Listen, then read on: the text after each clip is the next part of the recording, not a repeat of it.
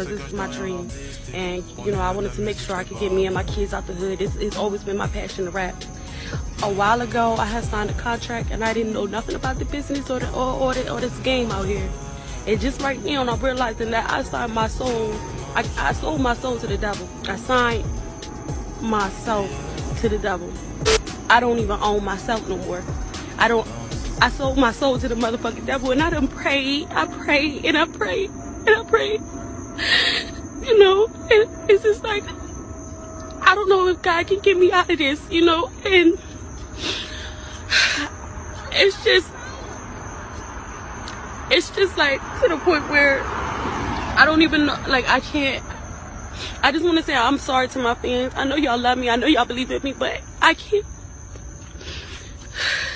I didn't know what I was doing back. Donc là, je vois vendre son âme au diable, insolite. Déjà, je sais pas qui vous a dit que le diable avait des cornes. Faut-il vendre son âme pour percer? On ne peut pas vendre son âme pour un contrat, ça c'est vrai. Comment vendre son âme à l'industrie musicale? Il a vendu son âme au diable. Vendre son âme, forum entreprise, prêt à tout réussir, il faut vendre son âme pour réussir. J'ai presque vendu mon âme. Comment avoir des centaines de témoignages clients? Kanye West arrête son concert après 3 chansons, clip choc. Vous savez, tout ça, c'est de la manipulation visuelle et mentale. Vendre son âme au diable, possible ou pas. Le diable et la musique des histoires fusionnelles. Comment vendre son âme, perdre son âme. Topo, le cerveau vertueux. J'ai presque, vous voyez, tout ça, c'est des conneries pour que vous regardez. Je vais vous expliquer. On ne peut pas vendre son âme. Vous ne pouvez pas la vendre, votre âme. C'est impossible. Sourate 91. Par le soleil et par sa clarté, et par la lune quand elle le suit, et par le jour quand il l'éclaire, et par la nuit quand elle l'enveloppe, et par le ciel et celui qui l'a construit, et par la terre et celui qui l'a étendu, et par l'âme et celui qui l'a harmonieusement façonné. Qui a façonné l'âme? C'est Allah. D'accord? Et lui a alors inspiré son immoralité de même que sa piété. D'accord? C'est-à-dire que Allah lui a donné cette l'âme à ses créatures afin qu'ils puissent pardonner, aimer, etc. A réussi certes celui qui la purifie. C'est-à-dire c'est la personne qui prie tout le temps, qui demande pardon, justement, pardon, et qui veut qu'elle soit toujours propre, telle qu'Allah lui a donné. Et est perdu certes celui qui la corrompt. Celui qui la corrompt, c'est pas, quand il dit corrompre, c'est celui qui justement utilise son âme pour faire le mal. D'accord? C'est-à-dire qu'il fait ses péchés, ne demande pas pardon, et après l'âme noircit, tout comme la Kaaba, et l'âme le noircit. C'est-à-dire qu'elle a la couleur des ténèbres. Les Tamuds, par leur transgression, ont crié au mensonge, lorsque les plus misérables d'entre eux se leva pour tuer la chamelle. Le messager d'Allah leur avait dit, la chamelle d'Allah, laissez-la boire, ça me concerne. D'accord? C'est pour ça que vous voyez, c'est verset 12, lorsque le plus misérable d'entre eux se leva pour tuer la chamelle. C'est pas écrit le chameau, c'est la chamelle, le 12. Ça, c'est notre histoire. Mais ils le traitèrent de menteur et la tuèrent. Leur Seigneur les détruisit donc pour leurs péchés et étendit son châtiment sur tous. Et Allah n'a aucune crainte des conséquences.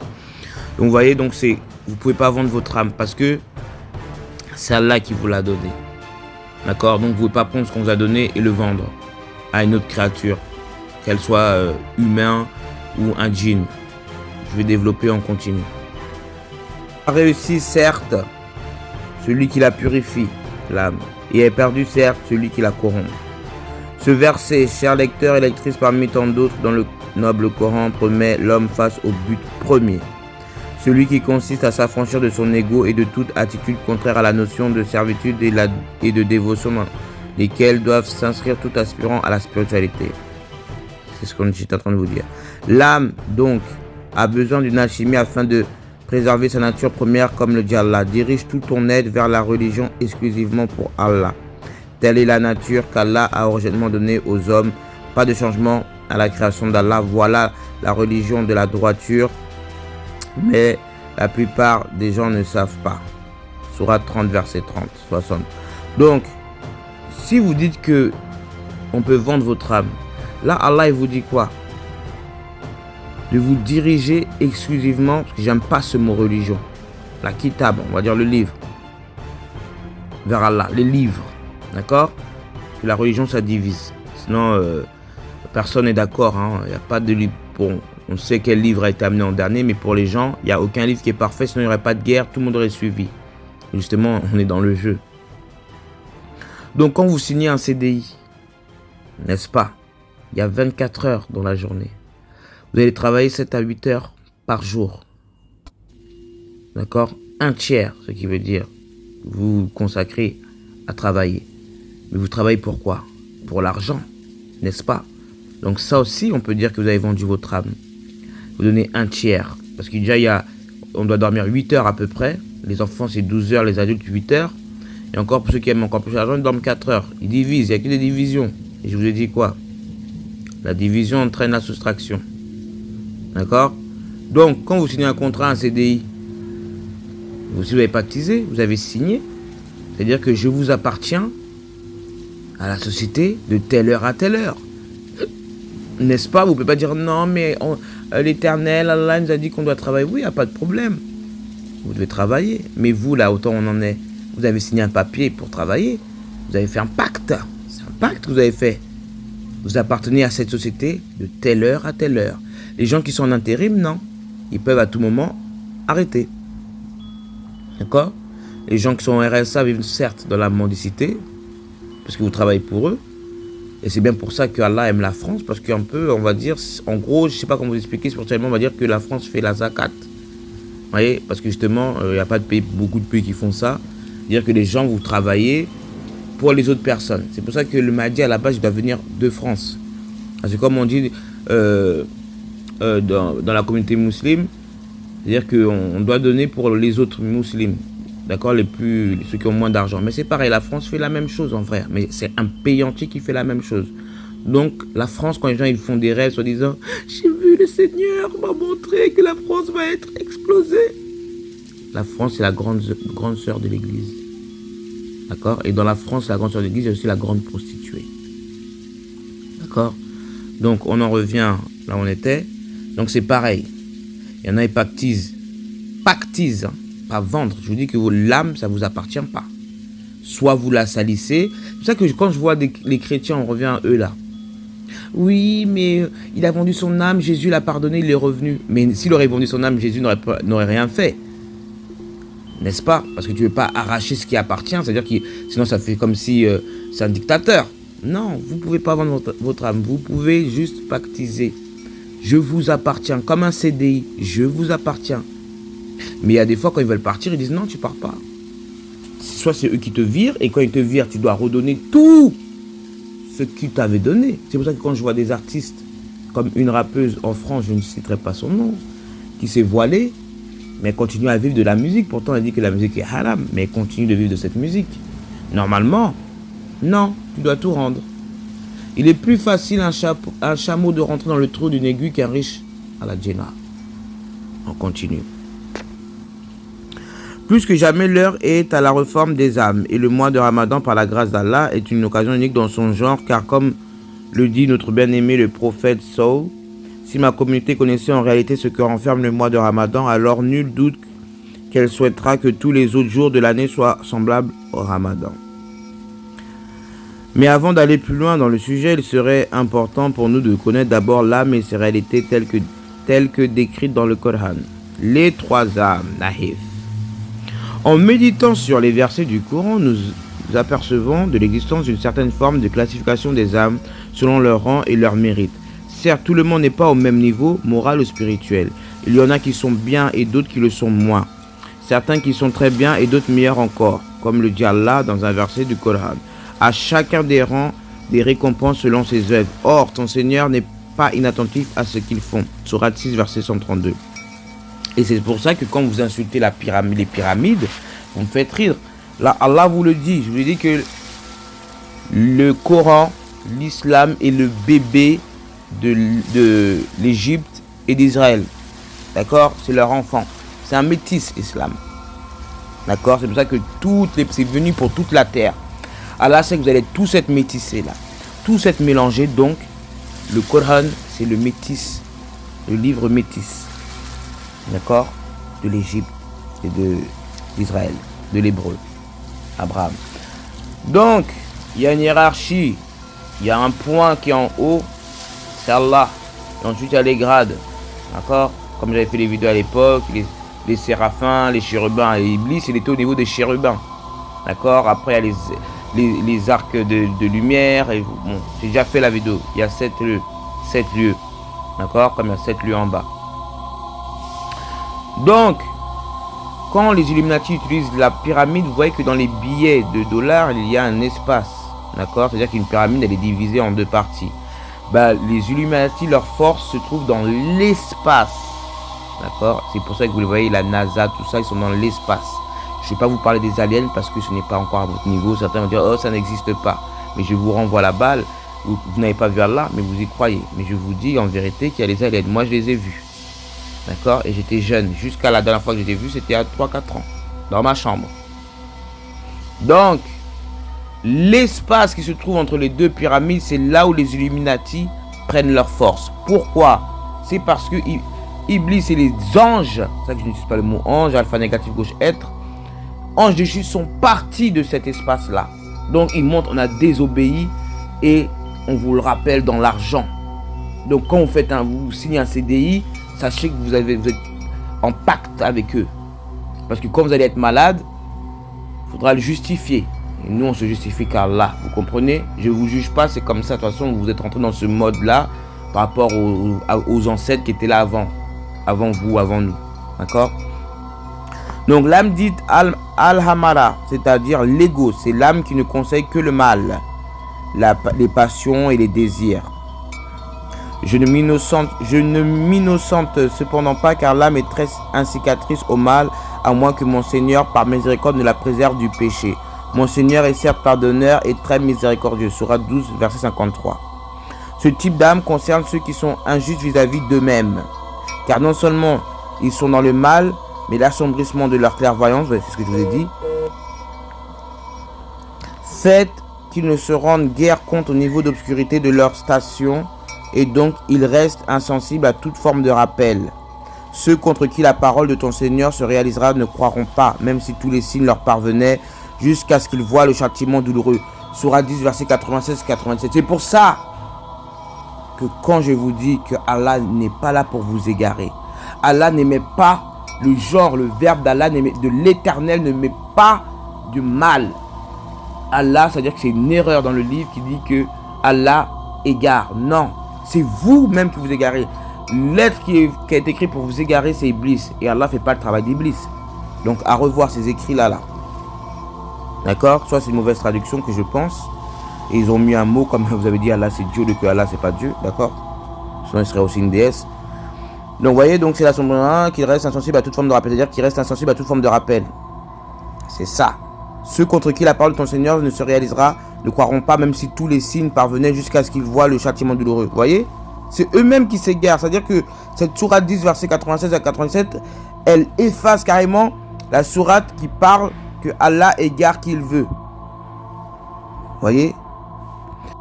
Et là on revient. Mais il laisse s'égarer qui il veut. Et il guide qui il veut. Il laisse s'égarer. Ça veut dire quoi?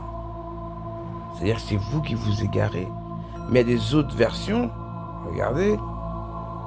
Et nous n'avons envoyé des messagers qu'avec la langue de son peuple afin de les éclairer. Vous voyez? Les messagers sont là pour... Allah envoie les messagers pour vous éclairer. Ensuite, de toute façon, c'est Dieu égare qui il veut et guide qui il veut. Ouais, ça c'est Dieu. Et c'est lui le tout-puissant, le sage. Non. Nous n'avons envoyé des messagers que pour prêcher dans la langue de son peuple afin de clarifier les choses pour eux. C'est bon aussi. Dieu égare ensuite quiconque il veut et guide quiconque il veut. Il est tout-puissant, le sage. Ça n'a pas de sens. Nous n'avons envoyé de messagers que dans la langue de son peuple afin de clarifier les choses pour eux. Dieu égare qui il veut et guide qui il veut. C'est l'honorable sage. Et nous n'avons envoyé aucun messager sauf dans la langue de son peuple afin qu'il puisse clarifier pour eux. Mais Dieu induit en erreur qui il veut et guide qui il veut. Il est l'honorable sage. Vous voyez ces deux poids deux mesures, c'est-à-dire qu'il y a une affirmation et une contradiction. Arrêtons. Et est-ce qu'il quelque part, en fait, nous avons envoyé un vecteur de message provenant de quiconque parmi un vecteur de message seulement, sauf par le biais d'une langue de son peuple, sa communauté de gens, afin de clarifier qu'il explique pour eux. Allah, quiconque le veut, il le guide. et il oriente quiconque le veut. Il est le Tout-Puissant, le législateur, l'administrateur. Vous voyez, cette fin, c'est vrai. Allah, voilà, il préfère mettre un point d'interrogation. Allah n'égare personne. Comme je vous l'ai montré tout à l'heure, il laisse s'égarer. C'est pas il égare. On continue. On continue. L'âme dite halawama, c'est-à-dire qui regrette. Il y en a qui, même en vivant dans l'obscurité totale, gardent tout de même leur conscience qui ne les abandonne pas. Ils sont souvent sujets à l'autocritique et à la remise en question, comme le dit Allah. Et pour ceux qui, s'ils l'ont commis quelques turpides ou causé quelques préjudices vis-à-vis d'eux-mêmes en désobéissant à Allah, ils se souviennent d'Allah et demandent aussitôt pardon pour leurs péchés. Et qui est-ce qui pardonne les péchés sinon Allah? Amin. Oh, je t'adore Allah. Et qui ne persiste pas sciemment dans le mal qu'ils ont fait. Sourate 3, verset 135. Dans un autre verset, Allah dit: ceux qui pratiquent la piété lorsqu'une suggestion du diable les touche, ils se rappellent du châtiment d'Allah et les voilà devenus clairvoyants. Amin. Sourate 7, verset 201. Voilà ce que l'on peut qualifier de conscience humaine. S'il y a bien un blâme destiné à ce type d'individu, c'est bien le fait de raisonner après l'acte au lieu de le faire avant. Vous comprenez? Parce que quand tu l'as fait avant et tu fais, ça compte pas. Parce que tu le sais, mais tu le fais. Mais quand tu l'as fait inconsciemment, après tu demandes pardon, Allah il te pardonne. Parce que Allah il lit les cœurs. D'accord? Donc là, il y a l'âme qui regrette. Et après, il y a l'âme dite Halmot Mahina, c'est-à-dire sereine. La sérénité de l'âme est le désir de tout spirituel. Elle n'est rien d'autre que la faculté divinement octroyée qui a pour effet de rendre l'individu solide dans ses principes, florissant dans ses actes et ne jamais se laisser perturber par aucune forme d'épreuve. Ces mêmes individus ne sont donc pas habités par une conscience trompeuse Hal-Hamara, ni par une raison tardive Hal-Hawama. Et c'est avec gratitude que leur Seigneur s'adresse à eux lorsqu'il dit: ô toi âme apaisée, retourne donc vers ton Seigneur satisfaite et agréée et entre dans mon paradis. Sourate 89, versets 27 à 30. Voici donc, chères lectrices et lecteurs, les trois différents types d'âmes qui peuvent exister. Allah les résume dans un autre verset lorsqu'il dit: ensuite nous fîmes héritier du livre ceux de nos serviteurs que nous avons choisis. Il en est parmi eux qui font du tort à eux-mêmes, d'autres qui se tiennent sur une voie moyenne et d'autres avec la permission d'Allah devancent tous les autres par leurs bonnes actions, telle est la grâce infinie. Sourate 35-32. Donc vous voyez à quel moment vous pouvez vendre votre âme, parce que Allah a mis trois âmes, une âme et c'est à vous de choisir entre les trois. Et là je n'ai pas, il est 12h12, machallah, merci Allah, c'est le Nour, 12 plus 12, 24, c'est le Nour. Donc c'est vous qui êtes responsable de votre âme. Vous ne pouvez pas donner votre âme à Iblis. Vous ne pouvez pas. Vous pouvez juste travailler pour lui afin d'égarer les autres. C'est ce que font les artistes. Vous travaillez pour Iblis afin d'égarer les autres qui vous écoutent et qui viennent avec vous et qui assombrissent leur âme. D'accord? Leur âme pour devenir des Al-Amara. D'accord? C'est tout ce que vous pouvez faire. Sinon, Iblis n'a aucune force, gars. Donc, quand je vois vos vidéos de merde, ça me saoule. Parce qu'Allah me dit non. C'est moi qui donne. Vous croyez que vous pouvez acheter ce qu'Allah donne? Franchement, arrêtons. Arrêtons. Allah il donne et il reprend. C'est qui Allah donne et il reprend. Et quand je dis Allah donne et reprend, je parle de l'âme. Parce que quand Allah vous donne, Allah n'attend rien en retour. Je parle qu'Allah vous a donné votre âme et Allah va le reprendre. C'est tout. Sinon, Allah, il a besoin de rien, il se suffit à lui-même. Voilà, je remets les choses au clair là. D'accord? Il n'a pas dit Allah donne, Satan prend pour faire du bénéfice et vous égarez jamais de la vie. Je sais pas, des fois réfléchissez, je sais pas moi. Vous n'avez pas de nour, mettez vos genoux à terre et analysez, asseyez-vous, analysez. Les écrits. Oui, tu vois, il y a les savants, ils s'assoient, ils analysent. Moi, je n'ai pas fait l'école coranique. Mais je peux avoir une discussion avec un rabbin, un prêtre et un imam. Et je suis une femme. Mais je ne le ferai pas parce que ça ne m'intéresse pas. Moi, je sais que YouTube me bloque. Bloque mes vues, me bloque. Mais c'est pas grave, moi je le mets pas pour qui que ce soit, je le mets pour là. J'ai ramené déjà plus de 100 personnes l'année dernière à l'islam. D'accord? Donc, même s'il y a une personne qui a vu cette vidéo, alhamdoulilah, au moins sa conscience va être éveillée et elle va parler. Allah m'a dit, on ne te connaîtra pas dans les réseaux. Ne sois pas ce que les gens veulent que tu sois. Je l'ai tout, il m'a encore dit ça hier. tout le temps. Ne sois pas ce que les gens attendent que tu sois. Voilà. Reste toi-même. Les maîtres spirituels ont fait de la recherche des causes du péché comme étant une de leurs plus grandes priorités, car abandonner le péché par le corps alors que le cœur ne ressent le désir et le dégoût est certes signe d'une éventuelle rechute. D'où l'importance de s'attaquer au mal à ses sources. Oui. Ainsi, certains comme l'imam Abu Hamid al-Ghazali et bien d'autres désignent 4 caractéristiques qui, parce que non compatibles avec la nature première de l'homme, sont souvent les causes de sa chute dans le monde des péchés. Les attitudes du divin, c'est-à-dire qu'il y a des actes qui ne sont faits que pour le Seigneur, tels le pouvoir, la suprématie, l'éternité, l'orgueil, etc.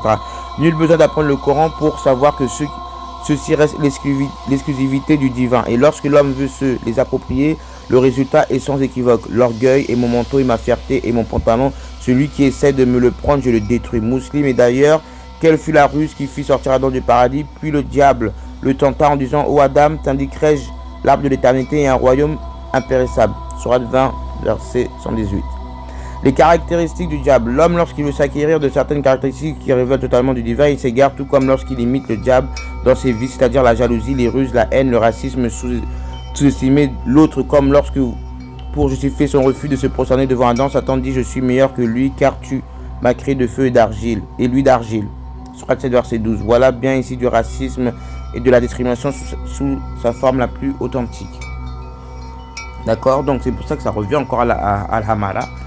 C'est que vous ne pouvez pas vendre votre âme, vous devez lui ressembler, c'est tout. Pour aller remplir bien sûr la GN. Hein. Les caractéristiques bestiales, c'est-à-dire de n'avoir aucune préoccupation que la recherche du désir et l'adoration des passions tel un animal dans sa quête de nourriture et l'accouplement démuni de toute raison. La fornication. Et lorsque l'homme se laisse guider par ses pulsions au lieu de sa raison, il se rabaisse alors à un niveau plus bas que les bestiaux, comme le dit Allah. Nous avons destiné beaucoup de djinns et d'hommes pour l'enfer. Ils ont des cœurs mais ne comprennent pas. Ils ont des yeux mais ne voient pas. Ils ont des oreilles mais n'entendent pas. Ceux-là sont comme les bestiaux, même plus égarés encore. Tels sont les insouciants. Sourate 7, verset 179.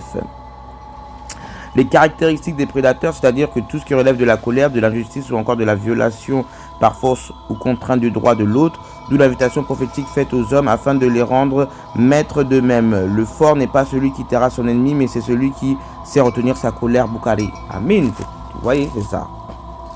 C'est toi-même. Occupe-toi de toi-même. Soyez vous-même. Ainsi donc, l'homme ne peut trouver sa place et ne réussir que dans l'humanisme. Il existe dans la spiritualité islamique des moyens très efficaces qui en quelque sorte sont le remède face à toutes ces maladies du cœur, d'où l'importance de s'en référer aux expérimentés de l'ésotérisme qui ont su mettre en pratique la parole d'Allah. Vous voyez, l'ésotérisme. Certes, à l'intérieur, il y a exo, extérieur, éso, intérieur. Certes, celui qui se rebelle et qui préfère la vie présente, la GN lui sera certes un refuge. Quant à celui qui redoute sa présentation devant son Seigneur et qui interdit à son âme les passions, le paradis lui sera certes un asile. Sourate 79, verset 37 à 41. Donc ça veut dire, c'est pour ça que vous pouvez revenir au droit chemin, même ceux qui ont fait du mal. Vous voyez? Parce que tu as fait du mal et ça c'est une suite. Et vous revenez en dire: pourquoi j'ai fait ça? Là, pardonne-moi, là. Et là, le miséricordieux va vous voyez, je bug parce qu'Allah ne veut pas dire le miséricordieux. Et là, Allah va t'entendre, il va lire ton cœur et tu vas revenir dans la lumière. Donc, arrêtez-moi vos conneries. Il a vendu son âme. Vous-même, vous travaillez. Nous-mêmes, nous sommes dans les plateformes. Allah me dit, c'est le réseau, c'est un zoo. Les réseaux sont les zoos, tels les bestiaux. Donc, moi-même, je m'inclus dedans. D'accord? Parce que je me salis pour vous parler encore une fois. Donc, arrêtons avec vos conneries de vendre son âme. Ça n'existe pas, ça. Ça n'existe pas. L'âme, c'est Allah qui la donne et c'est Allah qui la reprend. C'est-à-dire que si, même si tu as fait, quelqu'un a pactisé avec Iblis, si Allah veut même pas qu'il pactise, Allah il reprend son âme. Il va faire quoi, Iblis? Il va dire: oui, Allah, jamais Iblis va oser faire ça, Allah. Jamais. Parce que Iblis est là pour vous égarer. C'est la jalousie, c'est comme une femme jalouse, quoi, Iblis. La créature jalouse d'Allah. Et il lui dit: attention. Parce que comme on dit dans les autres livres, on va regarder. Satan est l'accusateur. Il est là pour vous accuser. Mais c'est sa mission. Sa vieille mission. Mais je vous le dis en vérité, que Iblis repartira avec Allah. Et il vous le dit dans le Coran. Il vous le dit, regardez. Et quand tout sera accompli, le diable dira, certes, Allah vous avait fait une promesse de vérité. Regardez, il m'a mis son ongle dans la gorge. Tandis que moi, je vous ai fait une promesse que je n'ai pas tenue. Je n'avais aucune autorité sur vous. Si ce n'est que je vous ai appelé et que vous m'avez répondu. Ne me faites donc pas de reproches, mais faites-en à vous-même.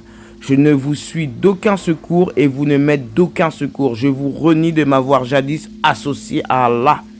Certes, un châtiment douloureux attend les injustes, les associateurs. On reprend encore. Et le diable dira, après que le jugement aura été prononcé, Allah vous a promis la promesse véridique et je vous ai promis. Mais j'ai rompu ma promesse, je n'avais aucun pouvoir sur vous. Je vous ai simplement invité et vous avez accepté mon invitation. Donc ne me blâmez pas et ne blâmez que vous-même. Mes doléances ne peuvent pas vous aider et vos doléances ne peuvent pas m'aider non plus. J'ai mécru en votre idolâtrie dont j'étais l'objet. Les transgresseurs ont encouru un douloureux châtiment. Et quand les affaires furent réglées, le diable dit, Allah vous avait promis la promesse de vérité alors que je vous ai fait une promesse que j'ai rompue. Je n'avais sur vous aucune autorité, si ce n'est de vous avoir appelé. Et vous m'avez répondu, ne me blâmez donc pas, mais blâmez vous-même. Blâmez-vous vous-même. Je ne suis pas votre secoureur et vous n'êtes pas mes secoureurs. J'ai dénié à quoi vous m'avez associé auparavant. Vous avez vu, il a dénié. Les injustes ont un châtiment douloureux. C'est pas écrit le diable a un châtiment douloureux, hein. C'est écrit les injustes. Et le diable a dit, quand l'affaire était terminée, Allah vous avait promis la promesse de vérité. Et je vous ai promis et rompu ma promesse. Et je n'avais aucun pouvoir sur vous, sauf que je vous ai invité et que vous m'avez répondu. Alors ne me blâmez pas, mais blâmez-vous vous-même. Je ne peux pas vous aider, ni vous pouvez m'aider. Je rejette que vous m'ayez fait partenaire avant cela. Il a dit, je rejette. Hein. C'est-à-dire qu'il n'est pas dans vos sciences. Partenaire, avant cela, les méchants auront une douleur. Les méchants auront une douleur, châtiment. Bon, on va abstraire là.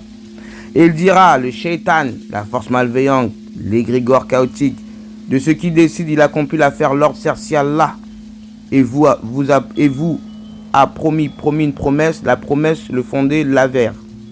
Et ce qui que est pas, en fait, il est à moi, pour moi, envers moi, sur vous, provenant de quiconque parmi autorité seulement, sauf que je vous ai sollicité à moi, pour moi, envers moi, alors ne pas votre propre personne égaux, ne pas ce qui moi, et ce qui que et pas en fait vous, en se provenant de quiconque parmi avancèrent, si les propagateurs de sécurité pernicieux, pour eux le tourment douloureux. Vous voyez, l'Iblis va revenir à Allah, c'est sa mission. Allah il avait bien dit dans le Coran, là le droit chemin. Vous croyez qu'Allah ne savait pas ce qui allait se passer? Tout est écrit. Continue à dire comme par hasard. Là, je dis à ma soeur, dès que tu dis comme par hasard ou les gens sont autour de moi, tu mets 50 centimes dans une boîte. Faut arrêter de dire hasard. Tout est écrit. Tout est écrit. Donc, comme par hasard, c'est du shirk que vous faites inconsciemment. Donc, vous ne pouvez pas vendre votre âme. C'est impossible. It's impossible. Là, on va passer au niveau hébraïque. Comme je vous l'ai dit, le Coran, c'est papa hébreu. Maman, Égypte. Donc à la fin, c'est maman. L'âme ou le neshama dans la pensée juive est la personne, le soi qui habite le corps et agit à travers lui. Il y a de nombreux termes pour désigner l'âme en hébreu, mais les plus courants sont nefesh et neshama qui signifient tous deux souffle. Dans la Genèse, l'âme est décrite comme étant le souffle d'Allah qui nous anime. Ça veut dire Hachem. D'accord? Et Hachem insuffla dans ses narines le souffle de vie. Donc c'est Allah vous a insufflé les souffles de vie et vous êtes que vous pouvez le bicrave au diable quoi. Normal, pépère. Non. L'Éternel prend et reprend. Donne et reprend. Toute chose a une âme. En vérité, ce n'est pas seulement l'être humain, mais toute chose créée qui possède une âme. Les animaux ont une âme, tout comme les plantes et même les objets inanimés. Chaque brin d'herbe, ben oui, les objets inanimés, c'est comme par exemple le veau d'or. Si tout le monde prie dessus, ça va créer une vibration et une énergie qui va rentrer dans le veau d'or. Il aura de puissance d'attirance, tout comme le Louvre, tout comme plein de choses, vous voyez. Comme vous voyez la Kaaba, quand vous tournez autour de la Kaaba, vous l'animez, vous voyez. Chaque brin d'herbe possède une âme, de même que chaque grain de sable, ce n'est pas seulement la vie, mais également l'existence elle-même, qui a besoin d'une âme pour la maintenir, puisque l'Éternel donne l'âme. Donc tout a été fait avec âme, our. D'accord?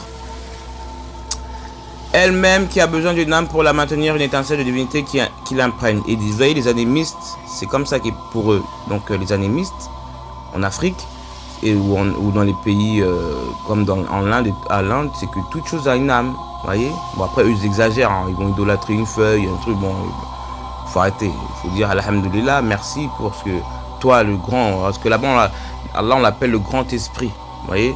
L'esprit infini. Donc, c'est la même chose. Tout a une âme. Et là, on vous le dit aussi. Papa Abraham. Donc, une étincelle de divinité qui l'imprègne constamment de réalité et de sens. Une âme n'est pas seulement le moteur de la vie, elle incorpore également le pourquoi de l'existence d'une chose, son sens et son objet. Vous voyez?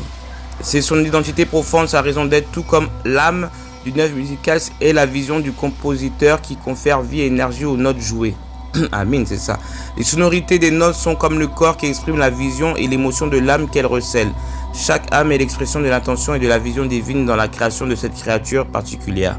Donc, juste ça, on vous montre que la musique c'est haram. Parce que vous écoutez la musique, vous savez pas le vouloir, qu'est-ce que la personne, qu'est-ce que le compositeur a fait, qu'est-ce qu'il a dans son âme. Donc, pour intégrer ça, qu'est-ce qu'il a voulu mettre? 5 niveaux.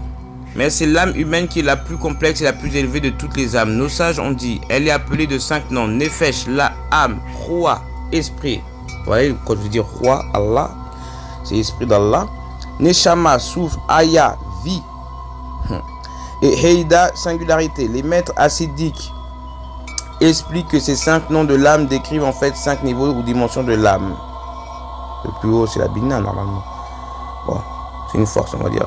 De l'âme. Nefesh est l'âme en tant que moteur de la vie corporelle. Roi est l'être émotionnel et la personnalité. Neshama est l'être intellectuel. Aya est l'être suprarationnel, le siège de la volonté, du désir, de l'engagement et de la foi. Yeida évoque l'essence de l'âme, son unité avec sa source qui est l'essence singulière d'Hachem. Car l'essence de l'âme humaine est littéralement une parole d'Hachem d'en haut. Une partie d'Hachem en nous, pour ainsi dire. Voilà, ça c'est l'animisme. 5 niveaux de conscience de l'âme. Les maîtres hassidiques parlent de 2 âmes distinctes qui donnent vie à l'être humain. Une âme animale, d'accord, quand je vous ai parlé du loup et de l'agneau dans votre corps. Et une âme divine. L'âme animale est mue par son instinct de conservation et d'autosatisfaction. Vous voyez, c'est-à-dire que les personnes qui pactisent avec Iblis, ils enlèvent leur âme divine. C'est-à-dire qu'ils veulent être que des animaux. Ils n'ont pas droit à l'amour, tout ça, non. Tout ce que Allah donne, ils ne le prennent pas. Ils n'ont pas le droit. En cela, elle ressemble à l'âme et à l'être de toutes les autres créatures. Mais nous possédons aussi une âme divine, une âme mue par le désir de se reconnecter avec sa source, notre vie et l'histoire de la rivalité et de l'interaction entre ces 2 âmes.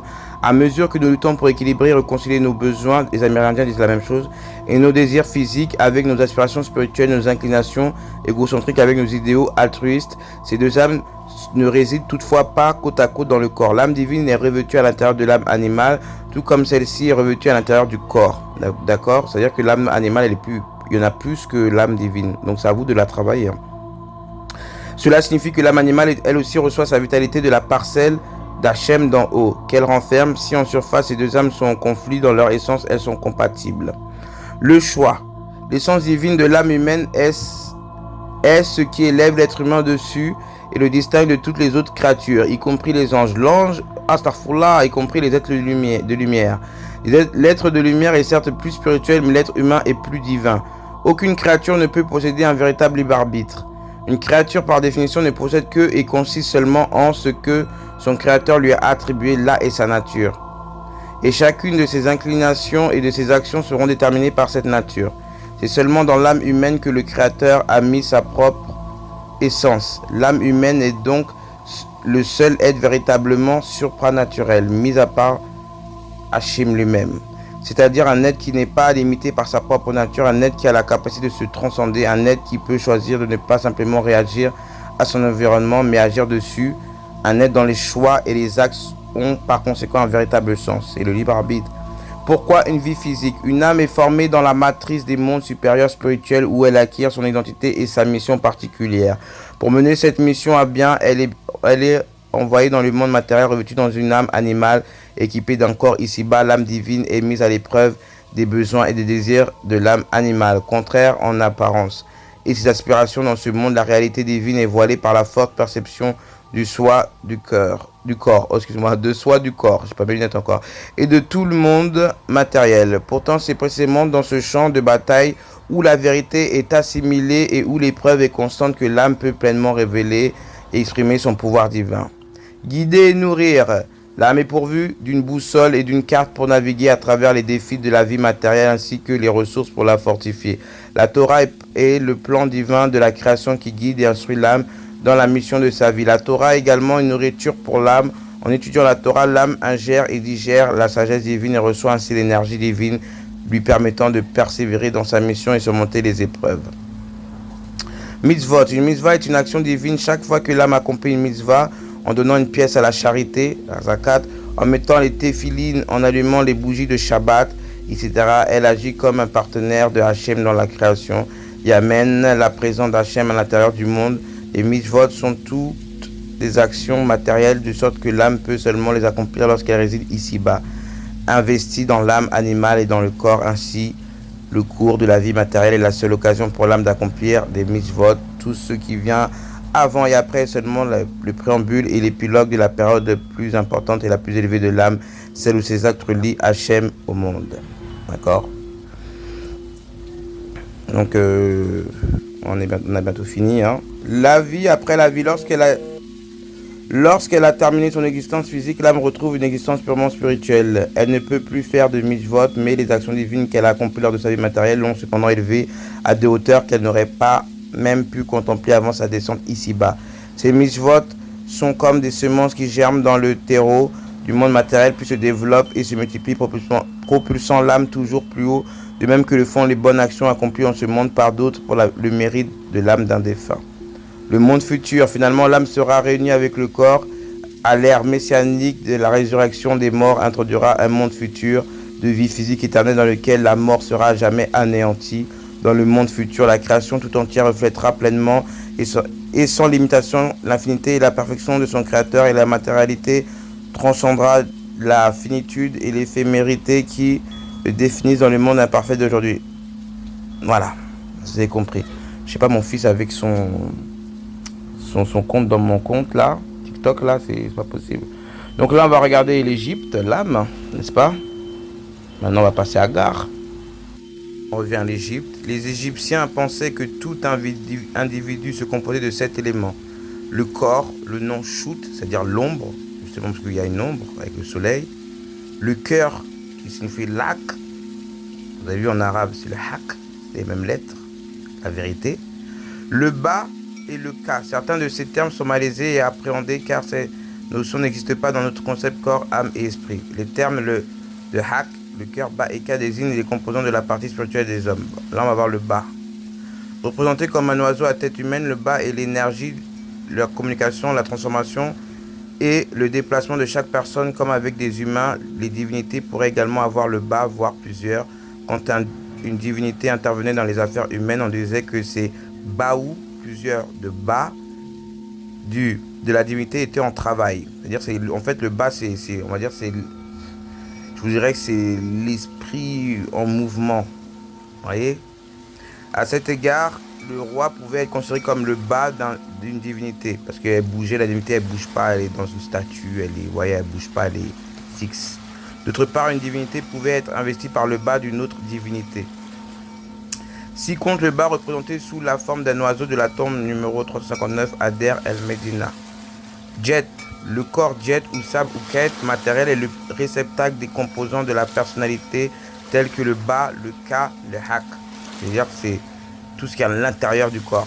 L'ombre ou le nom, c'est pourquoi sa préservation est primordiale et c'était une punition des plus redoutées que d'avoir son corps démembré ou privé de son intégrité. Jet devient kat, un cadavre qui deviendra une momie. Vous voyez, en fait, les Égyptiens ils disent que le corps vivant n'a pas le même mot que le corps mort.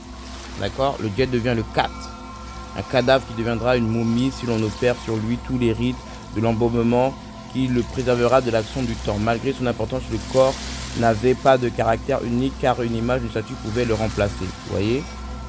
Donc le ka, on dit la maka, la kaba. D'accord? C'est encore ce qui est intérieur.